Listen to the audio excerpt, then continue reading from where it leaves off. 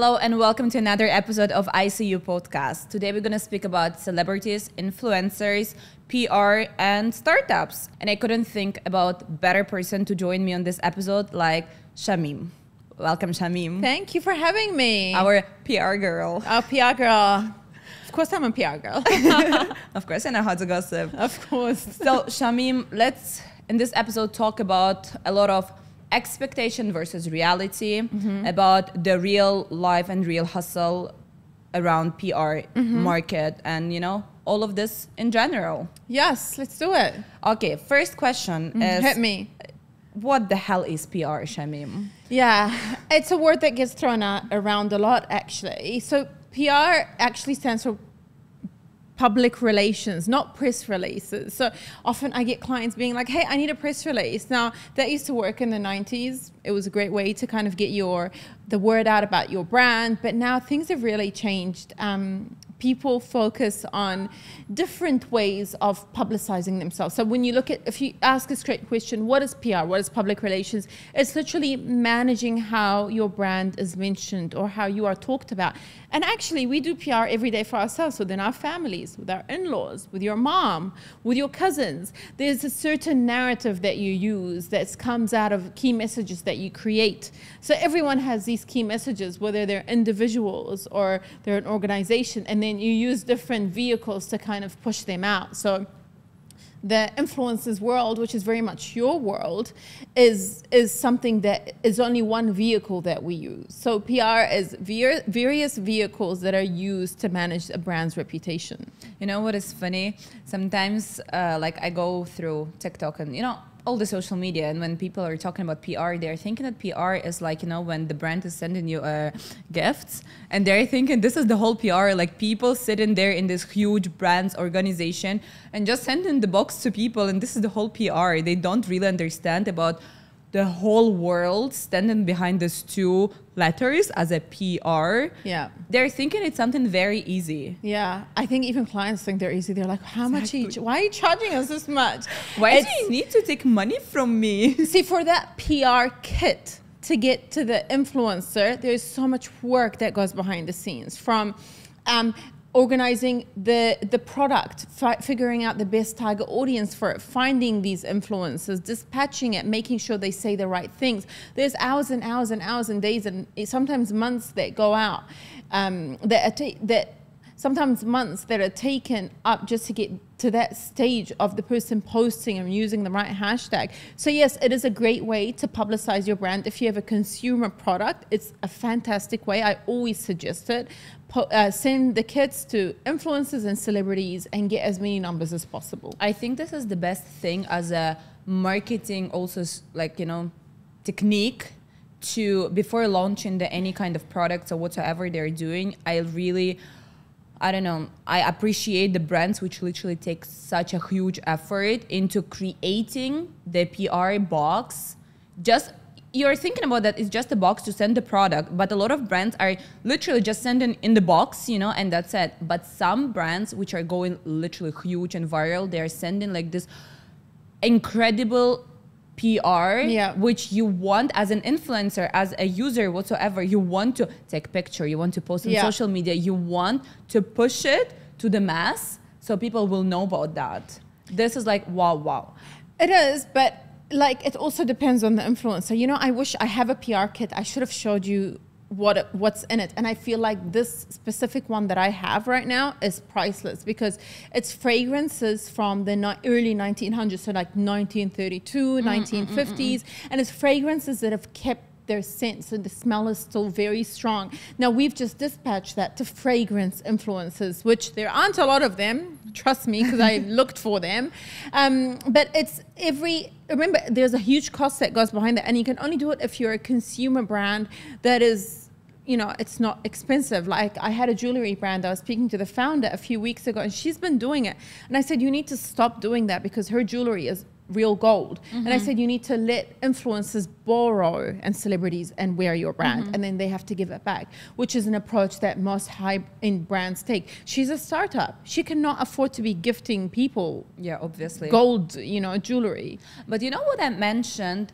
Right now, the brands do not really care about the amount number of followers do you have on your social media? Because look, I'm looking at big brands, right? How they're sending their PR boxes, packages, gifts, whatsoever, how you want to call that.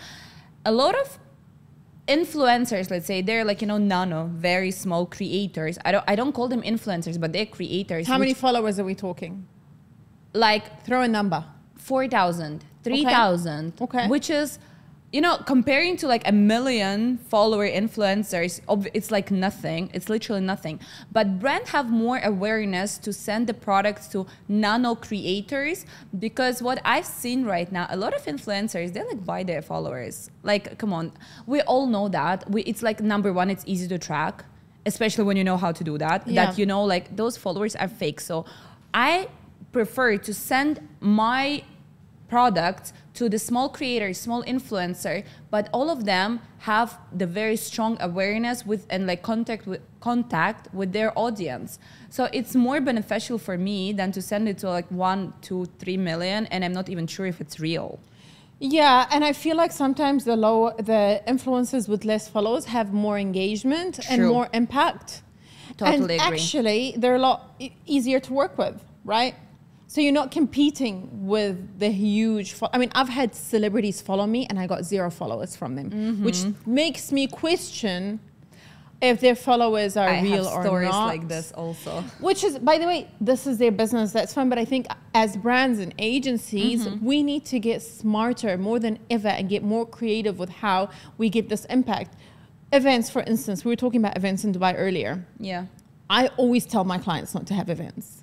Events are time consuming, they're expensive. And for you to really make it a hit and have a room full of people, you need a big artist to come through, or a big celebrity. But even then, you look around you and the numbers and the bloggers or influencers that are there. I think events that are like 10 people, these money can't buy experiences or dinner experiences, they're always a lot more effective. The guest list is always stronger because you're rubbing shoulders with the right people, so people want to come.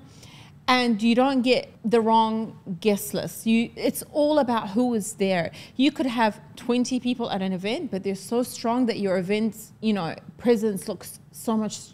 And it's going to be more beneficial than have it like 100 guests. You can have 100 guests, and you look around you, and if people are attending a lot of events, it makes you wonder why they have so much time on their hands. It's like eating plain croissant. I always say it's like very depressing because it's just a bread with empty inside. Yeah, it's kind of the same thing. With butter, it's just calories, wasted calories. Exactly. So I always tell clients, either have very intimate events where the guest list is really handpicked, and I actually strongly believe in inviting customers and the community. So I don't only invite media and influencers, I also invite real consumers that I feel would fit into the brand. And that is the agency's job.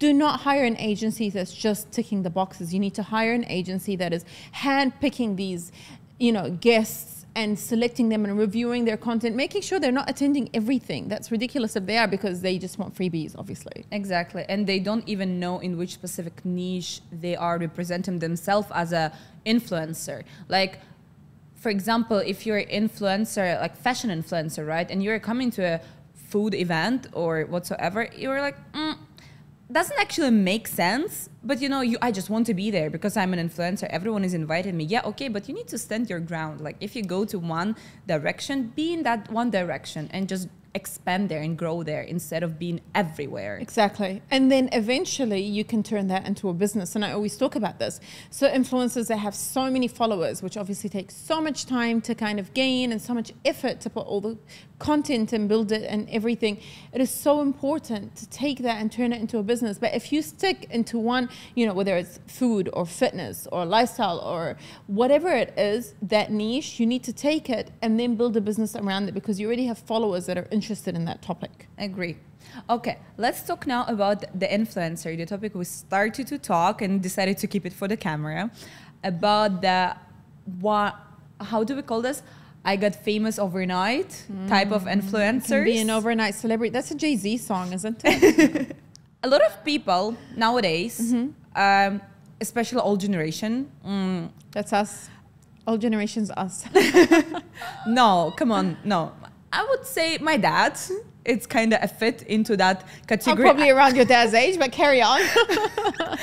This type of, people I'm talking about, which are thinking that the blogging, to be an influencer, it's not a real job.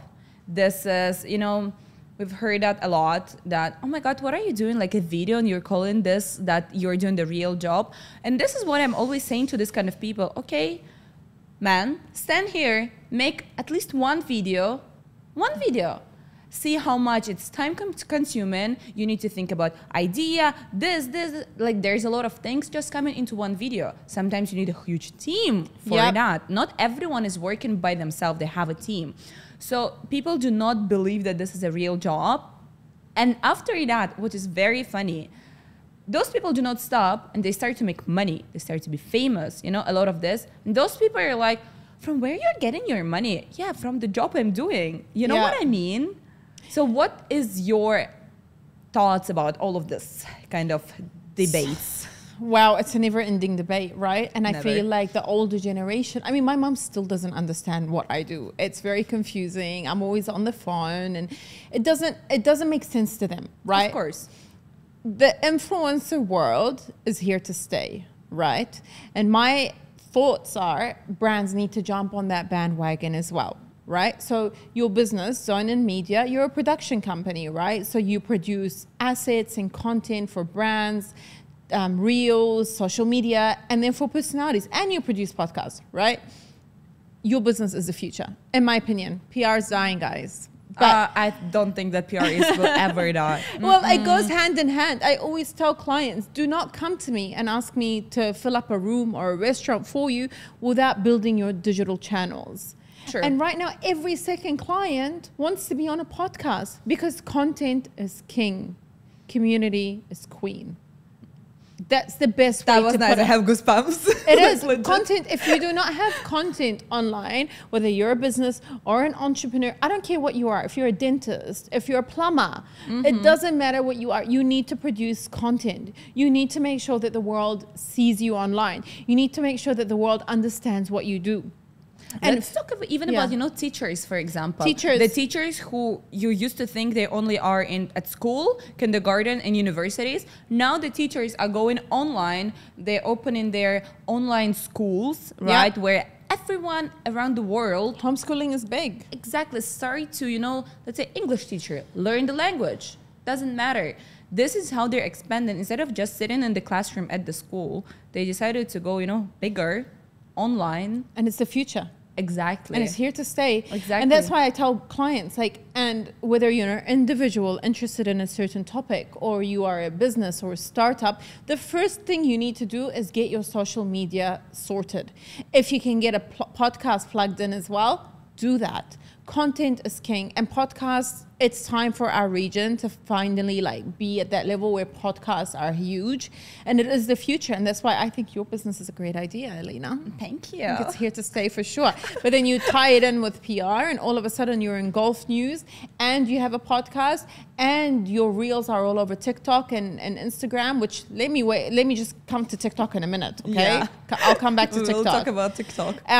Then all of a sudden your brand will do this. So the days of traditional marketing are, I think you still have to do it, but they're almost over. Yeah. So building a brand is now like spinning many wheels at the same time. Yes, you're doing influencer relations. Yes, you're doing celebrity engagements if you can afford them.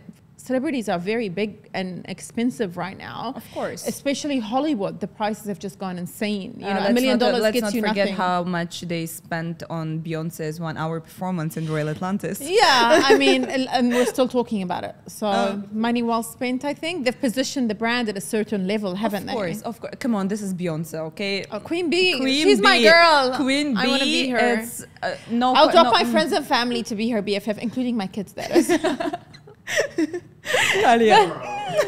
Girl. Let's talk about TikTok. Okay, look. TikTok, I will tell you something. Now it's very funny thing, but it's so relatable. I'm going to work every day because I felt very humiliated dancing in TikTok in 2020. Did you see that? When people are started to dance in TikTok in 2020 when it was pandemic and everyone where are was they at home. now? Making now money. they're like this, Exactly.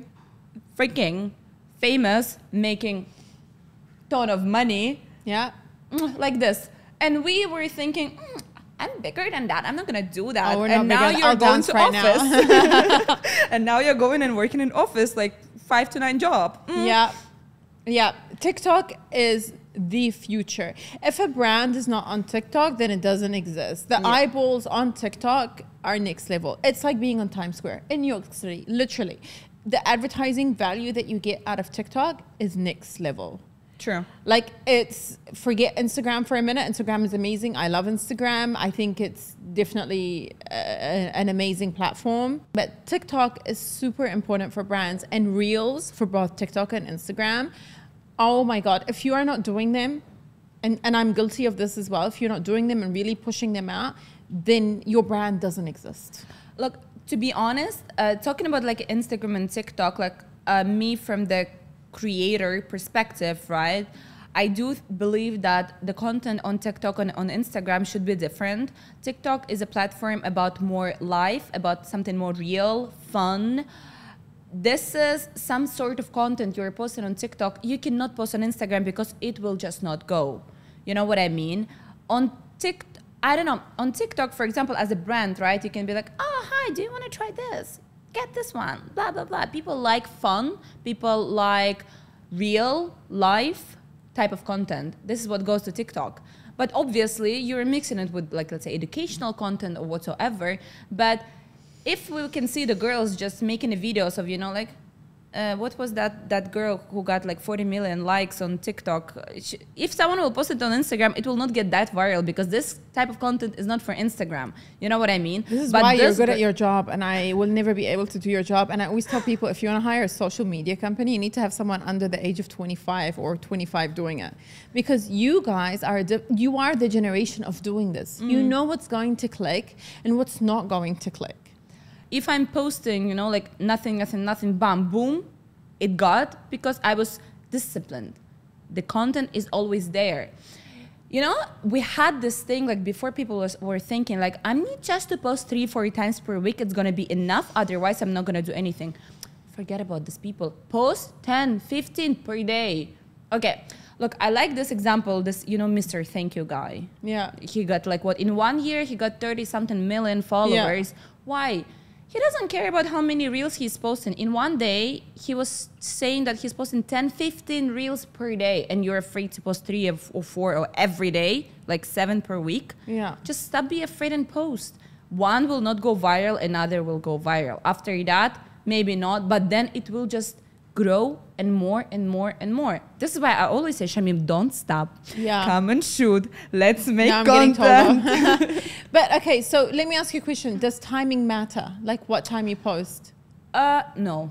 I think, yeah, I agree. It doesn't. Okay. I decided once to check this on my page, okay? My page is not that big, you know? But I decided to check that. I did see, like, you know, the timing when I need to post, when my audience is, like, more active and blah, blah. Didn't work.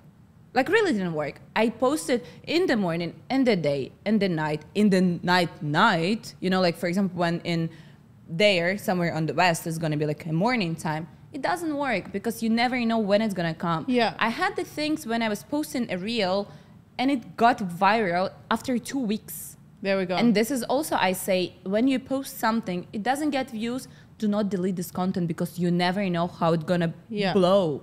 When, how, what time, you don't know. So timing, it doesn't matter. You know, a lot of people of the marketing agency, I will tell you something, okay. They will come to you, right? You're my client. I will tell you, okay, we will tell you, we'll give you best captions, the best timing to post your reels. Don't worry, it's on us. I never say that because I know, you know what, we will post when we feel it's right.